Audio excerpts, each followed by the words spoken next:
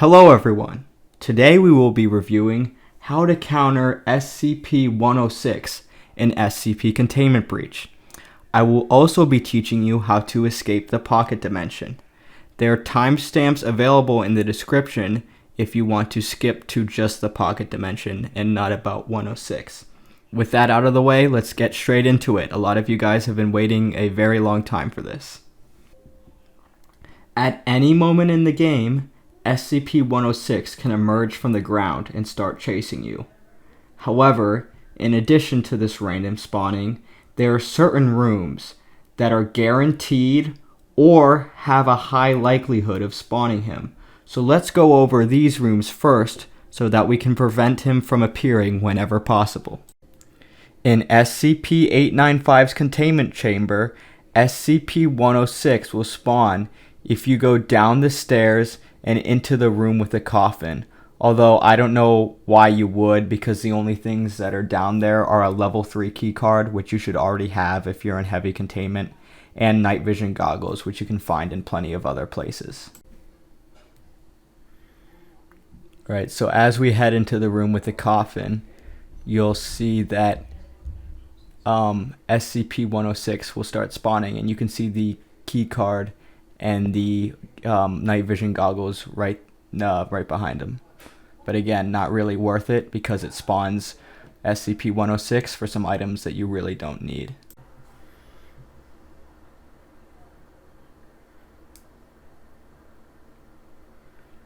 And oh, you okay, buddy? You okay? Wanna like move up?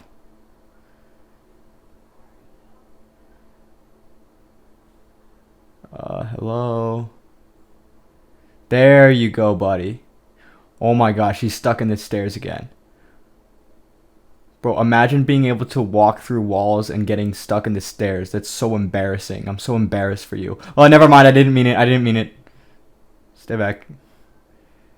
Bro, he's stuck again. Oh my gosh. Alright. Hello? Where'd you go? Okay, bye. On to the next room, I guess. SCP-106 will also spawn if you go down into the maintenance tunnels, alongside 2 instances of SCP-966. So try to avoid this by either finding a way to go around or by bypassing the maintenance tunnels by using the code found in SCP-372's containment chamber. If you have the code, then you will be able to skip the maintenance tunnels, but if you don't, you're going to have to go down there and then find the elevator that takes you up to the other side. Also, certain end rooms will spawn with a janitor in them. If you see an end room with a janitor in it, a cutscene will play where he gets kidnapped by SCP-106. If you get too close, SCP-106 will come out of the ground after and chase after you too. So just if you see the janitor, you don't have to run away, but don't go any more forward. The final location that can spawn SCP-106 isn't anywhere special. It's just this hallway with the 2 normal walls and the kind of graded floor. So what he's basically going to do is he's going to come out of one wall, he's going to look around, and if he sees you, he's going to chase you. If he doesn't, he's going to go straight through the other wall. So what you want to do is crouch, so he's less likely to see you, and walk just enough for him to prompt the spawn, but then back out as soon as possible. So your screen will go blurry as he's walking around, and if you back out in time, he won't see you. But what you don't want to do is stay in the room.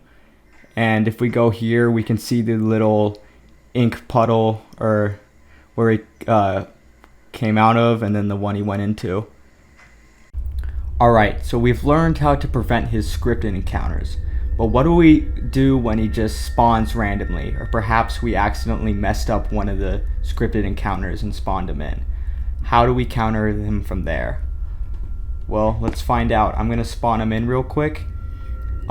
Just pretend this was just like a random encounter, because he can really pop up at any moment. Also, my recording footage tends to be a bit darker than what I actually see, so I am gonna wear night vision goggles a little bit just for your viewing pleasure, but when you play yourself, you'll be able to see him easily.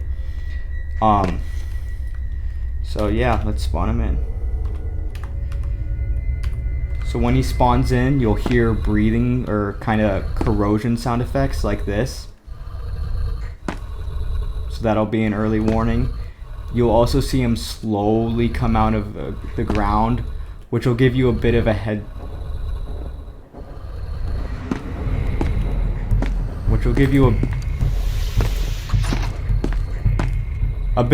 start. Quick side note before we resume watching that footage, sometimes in heavy containment, he'll jump scare you out of the ceiling and then come out of the floor. And when he does this, he tends to come out of the floor much faster than he normally does. So in this scenario, you want to use the jump scare as your head start. But in most scenarios, he will take a lot longer to come out of the ground. So with that side note out of the way, let's continue watching that chase. As you can see, there he is right there. Now,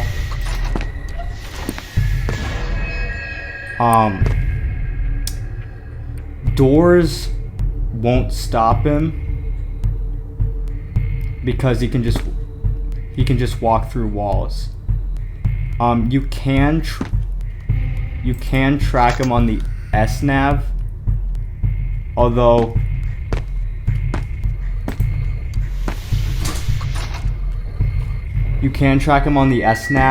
I really don't see the point in that, as he's not like 173 or 049 and that'll just randomly wander around.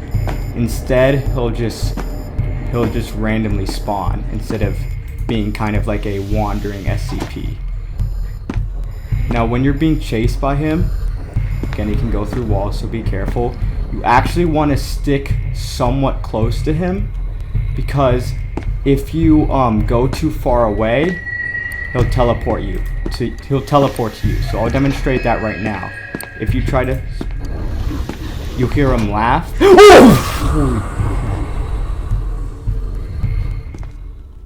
Okay, that is exactly why you don't want to do that.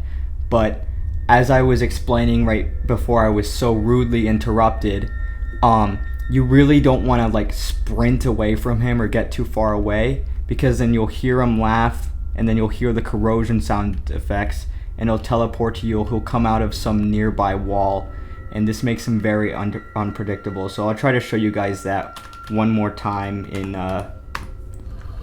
better detail. And again, you can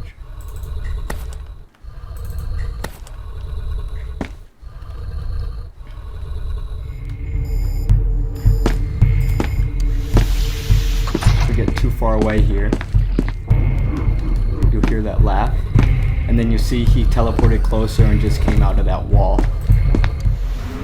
So yeah, you really don't want to get too far from him. What you want to do instead is stick somewhat close, and kind of not rush off too fast, not only to prevent him from teleporting. Hello, buddy. Not only to prevent him from teleporting, but also to give yourself a chance to stop and look around for 173, because he is still a threat. Again, you don't want to rush off too much. So how do we actually stop him from chasing us? Well, we can just run away until we get bored and we'll know he's gone, because this chase music you're hearing right now will stop. Or we can lure him through a Tesla gate. Now, a Tesla gate will,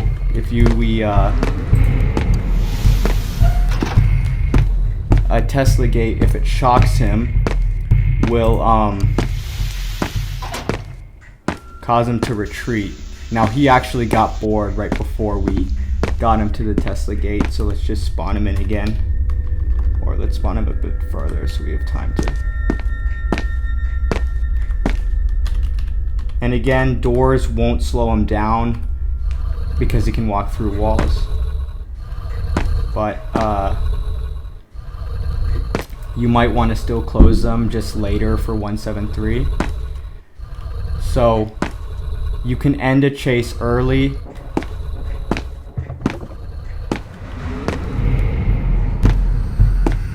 by shocking him.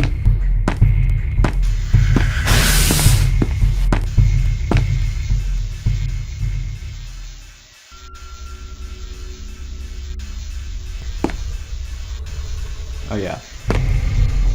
So, as you can see, the zap will cause him to retreat. The only time this won't work is if he spawns in the Tesla gate room, because that would just be too easy now, wouldn't it? There are two things you can do that basically completely negate SCP-106 as a threat. The first is to find SCP-1499. The nice thing about this is that you can just immediately put the mask on and then immediately take it off and he'll despawn. You don't have to wait around in the 1499 dimension for a little while like you may have to with some other SCPs. The second thing you can do, which we're doing right now, is find his containment chamber, which does require a level 4 key card, and recontain him. To start the recontainment process, you want to turn off the electromagnetic switch and then turn on the sound transmission switch and then hit the red button. This will unfortunately hurt the Class D that you can see on the security camera, with the idea that broadcasting his cries of pain will lure SCP-106 back to his cage. It's pretty dark.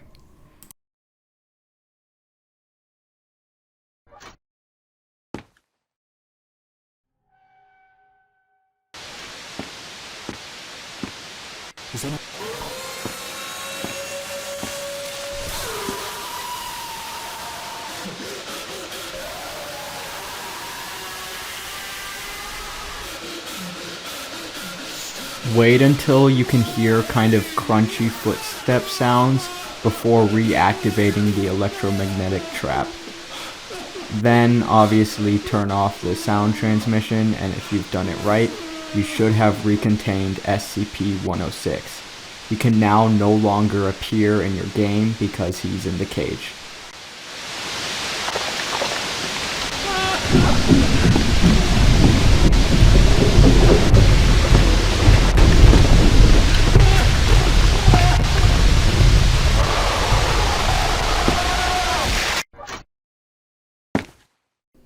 Should SCP-106 catch you, he won't kill you outright.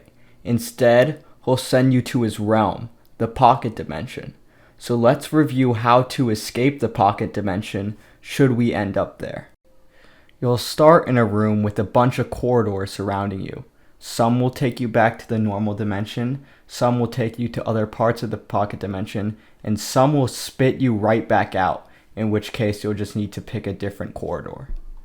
You never want to stick around very long in the pocket dimension, as you take passive damage here.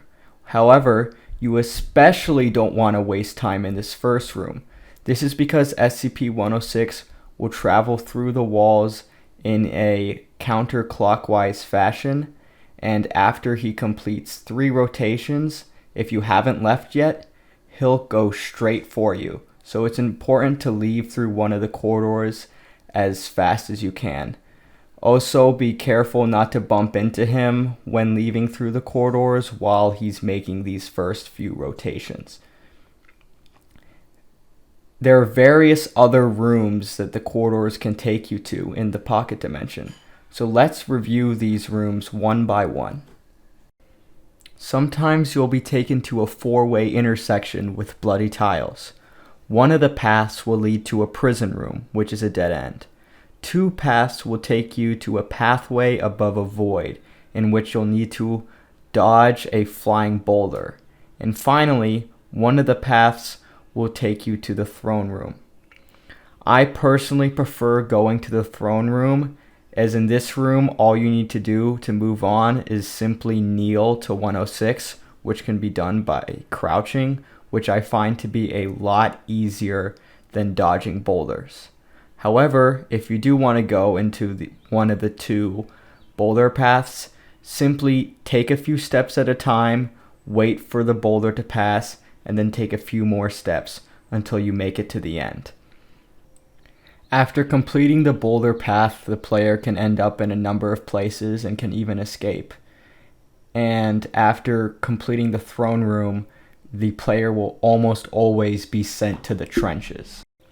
In the trenches, this bird plane eye thing will fly overhead, and if you're not undercover while it's flying ahead, it'll open its eye and force you to look at it, which will damage you. However, you can protect yourself by hiding under these wooden planks that are scattered about, and that will protect you from it, and it won't open its eye at you while you're under these. Do note that you're going to have to leave a little bit early in order to make it to the next plank in time. So note how even though the plane isn't quite gone yet, I'm still leaving a bit early so that I can make it to the next one in time. And you just want to move from one plank to the next until you escape. And it's pretty easy to get the timing down for this one. It's a lot easier than the boulder. So just move from one to the next and you should be through the trenches. Also, looking at it while undercover is completely fine. It'll only damage you if you're looking at it when you're not undercover. Another room you may end up in is the pillar room. SCP-106 will be standing upside down, which he seems to do a lot in this dimension for some reason, a few pillars away. And every time you blink, he'll move one pillar closer. So you want to take the stairs down your own pillar as fast as you can and get out of there. There is a trick room in which it looks like we've escaped, but in reality, SCP-106 is trolling us, and it's just another room in the pocket dimension. The giveaway is that it has a light containment doors, but the heavy containment walls. But it is just another room in the pocket dimension. You always want to use a medkit after leaving the pocket dimension in order to patch up the passive damage you've been taking. But other than that, I have no more tips for you guys. Thank you guys for watching. The support recently has been kind of crazy, especially on that MTF video. If you want to see more SCP guides, please consider subscribing. I have requests for 173 and 035 noted. Just remember that this is a hobby, this isn't my job, so please be patient with uploads because it's kind of inconsistent if you haven't noticed. But if you do want to see more consistent content, I do try to upload shorts every weekend. But yeah, thank you guys for watching, and I'll see you in the next one. Bye!